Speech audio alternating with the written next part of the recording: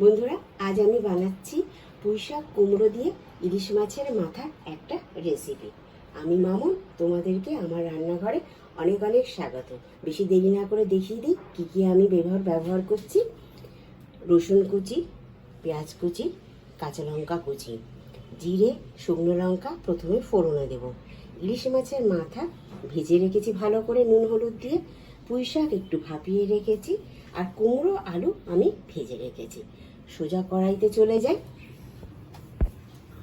দিয়ে দেব শুকনো লঙ্কা দুটো ফোড়ন। আমি কিন্তু সর্ষের তেলটা আগে গরম করতে বসিয়ে দিয়েছিলাম, পুরো রান্নাটাই আমি এই তেলেই করব। দিয়ে দেব সাদা জিরে, দিয়ে দেব রসুন কুচি,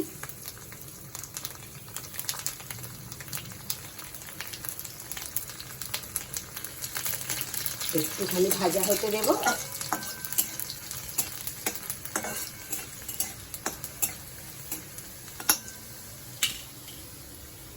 এই পর্যায়ে দিয়ে দেব কাঁচা লঙ্কা কুচি আর পেঁয়াজ কুচি, পুরোটাই দিয়ে দেব।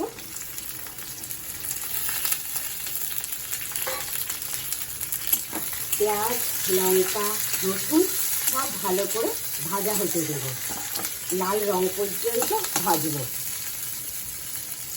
পেঁয়াজের রং ধরে গেছে, এইবার দিয়ে দেব ভাজা ইলিশের মাথা। এগুলোকে একটু ম্যাশ করে দেব খুন্তি দিয়ে। সবটুকু আবার একটু নাড়াবো।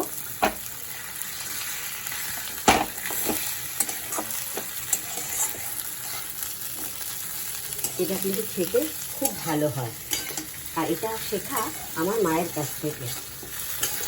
আমার মাকেও দেখতাম এইভাবেই বানাতো। সব কিছু ভালো করে একটু নাড়িয়ে নিচ্ছি।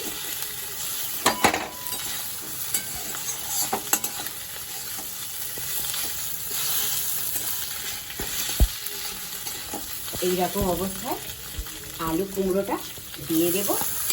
এটা তো আমি আগে থেকে ভেজে রেখেছিলাম, সামান্য নুন হলুদ দিয়ে আবারও নাড়িয়ে নেব।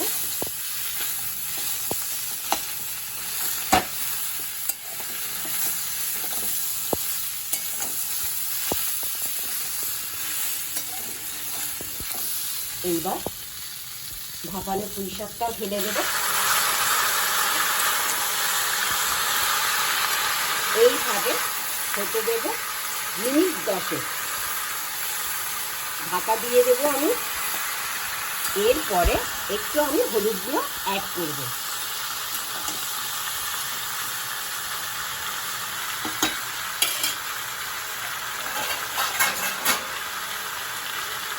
বন্ধুরা, সামান্য একটু হলুদ গুঁড়ো দিয়ে দিলাম। একটু নাড়িয়ে দিয়ে এইভাবে 10 মিনিট আমি ঢাকা দিয়ে দেবো।